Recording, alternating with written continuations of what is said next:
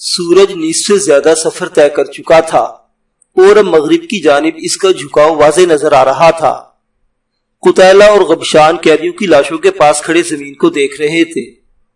لاشوں کے جسم سے زیادہ تر گوشت گدھ دیوتا نوچ کر کھا گئے تھے اور اس وقت بھی چند گز کے فاصلے پر حریصانہ نظروں سے بیٹھے گوشت کو دیکھ رہے تھے۔ غبشان اور قتیلہ نے سر جھکا کر انہیں تعظیم دی اور زمین پر جھک کر بھاگے ہوئے قیدی کے نقش قدم دیکھنے لگے۔ قتیلہ نے ایک پاؤں کے گرد انگلی سے دائرہ کھینچا۔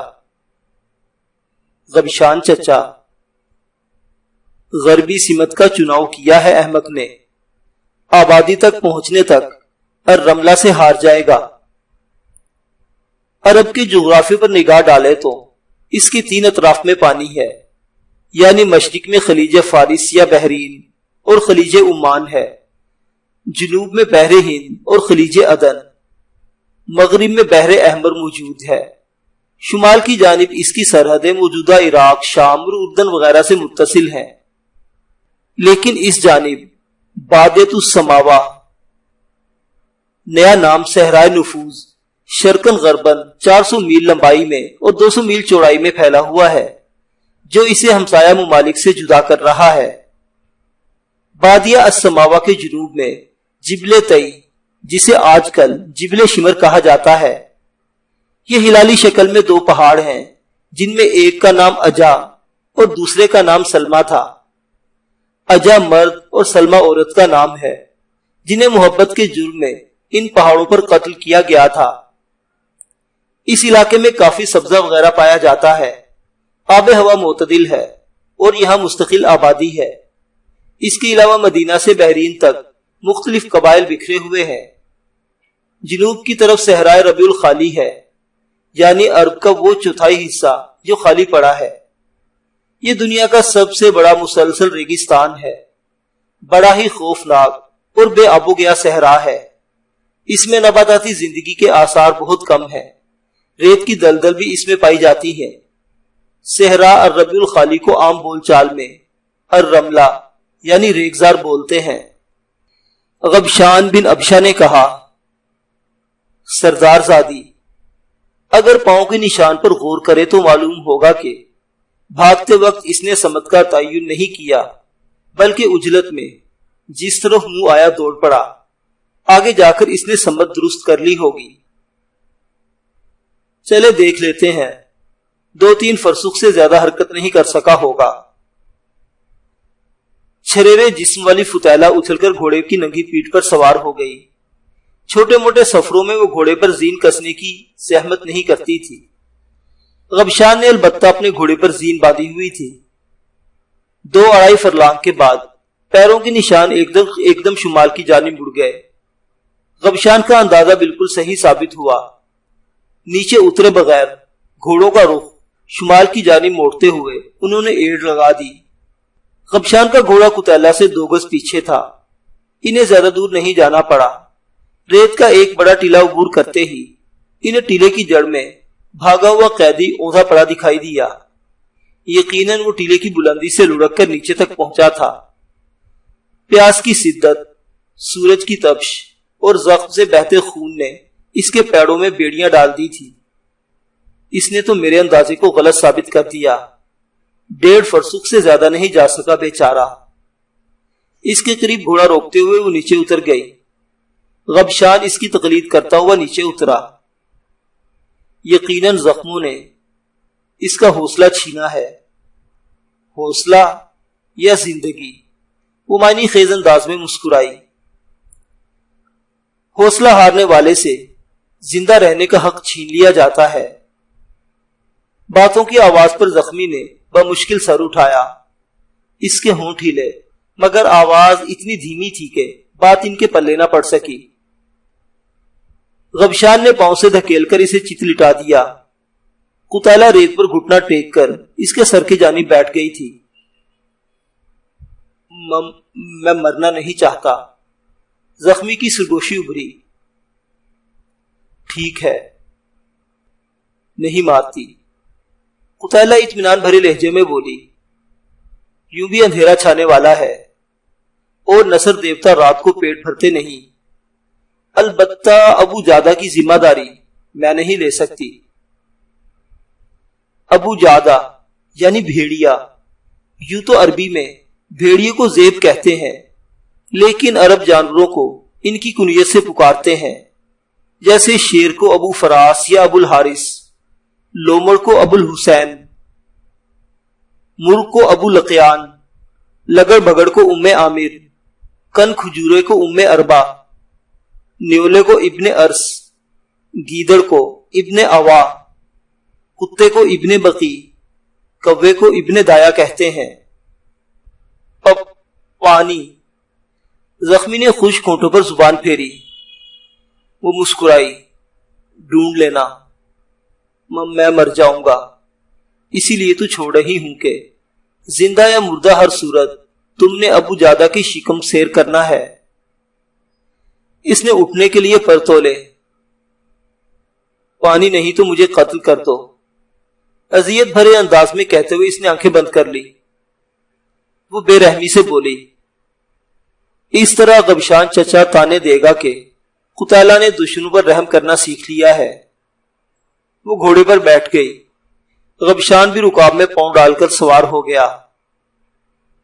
نصر کے واسطے، وہ گڑ گڑایا، میرے ٹیلے کی بلندی پر پہنچنے تک اگر تم بیٹھ گئے تو ایک تیر ضائع کر سکتی ہوں، ورنہ ابو جادہ کو پیٹ بھرنے سے دلچسپی ہوگی، نامعلوم کس جگہ سے کھانا شروع کرے۔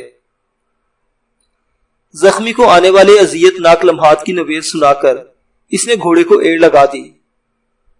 ٹیلے کی بلندی پر پہنچ کر اس نے گھوڑے کو پیچھے موڑا۔ زخمی خود کو اذیت ناک موت سے بچانے کی تمنا میں لرزتے ہوئے بیٹھ گیا تھا، اس کا رخ بھی انہی کی طرف تھا۔ قتیلہ کے بے رحم ہونٹوں پر تبسم ابھرا، کندھے سے لٹکی کمان اتار کر اس نے ترکش سے تیر نکالا۔ شکریہ اجنبی کہ تم نے قتیلہ کو پیٹھ پر وار کرنے سے بچا لیا۔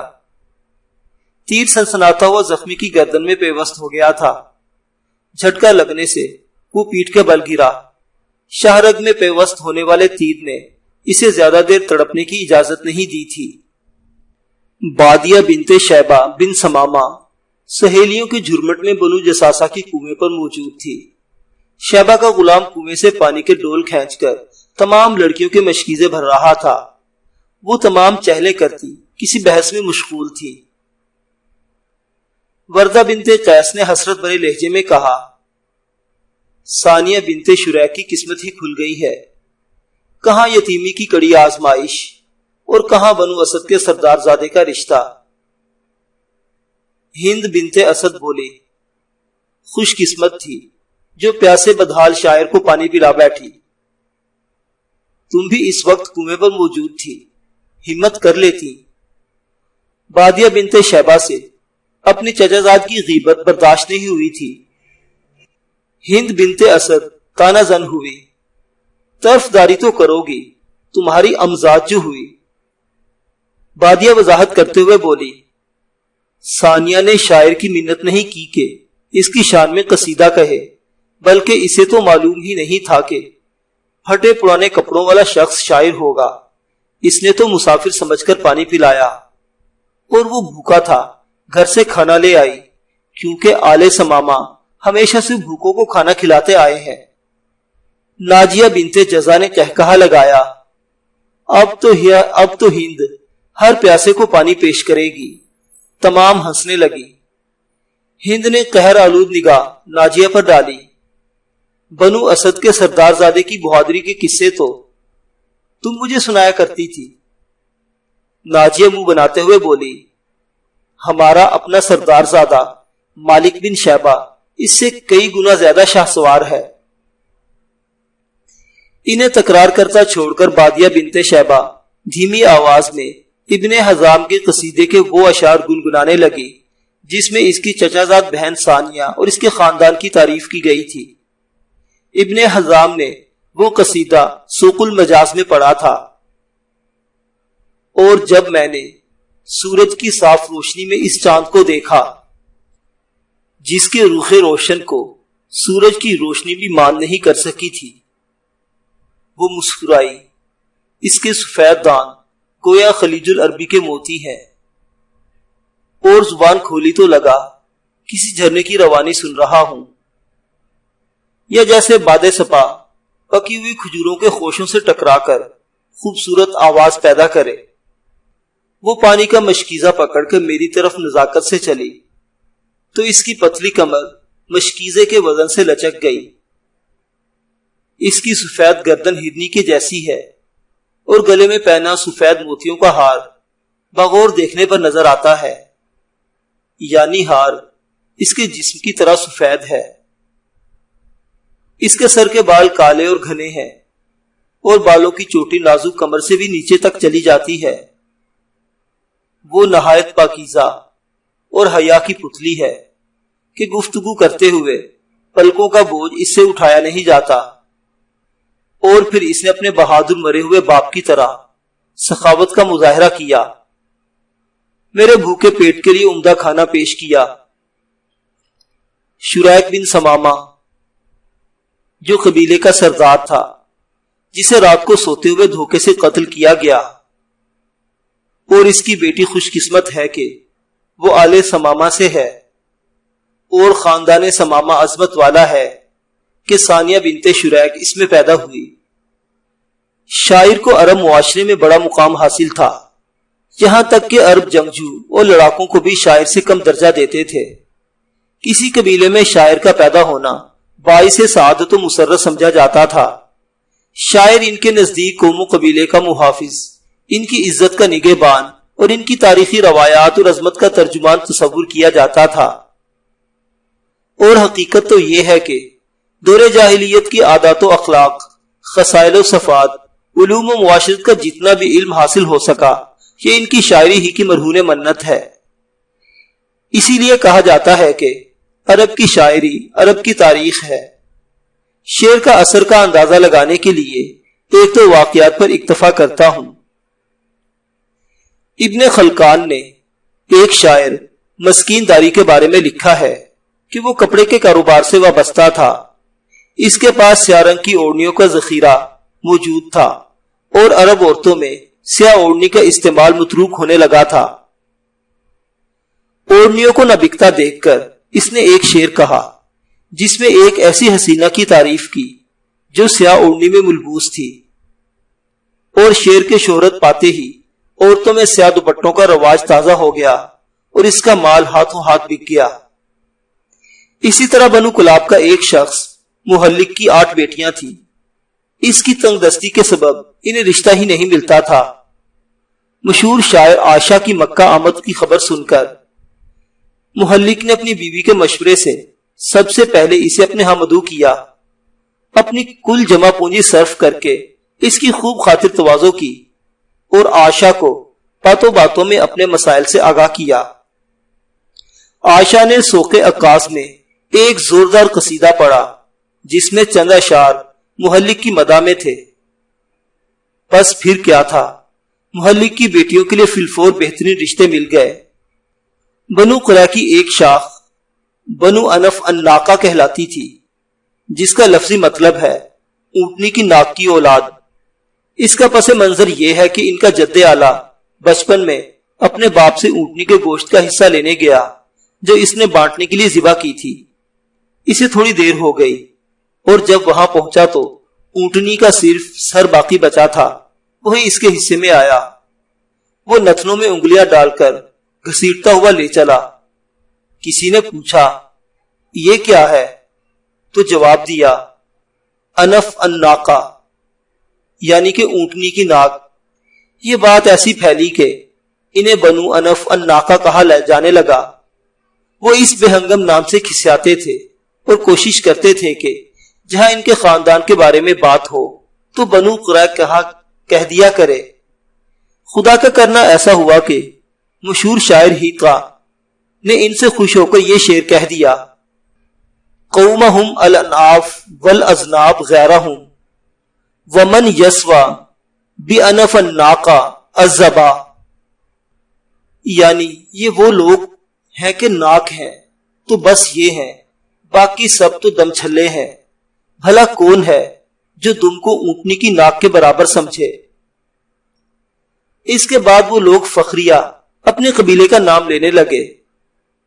ایسے واقعات عرب تاریخ میں سینکڑوں ہزاروں کے حساب سے بکھرے پڑے ہیں کہ کسی شاعر کی وجہ سے کوئی شخص یا قوم نیک نام ہوئی یا شاعری کی باعث بدنامی ملی۔ اس لیے اہل عرب شعرا کی ہجوں سے بہت خائف رہتے تھے۔ ایسے بھی تھے جو شعرا کو نذرانہ دے کر طے کرتے تھے کہ وہ ان کی ہجو نہ کریں۔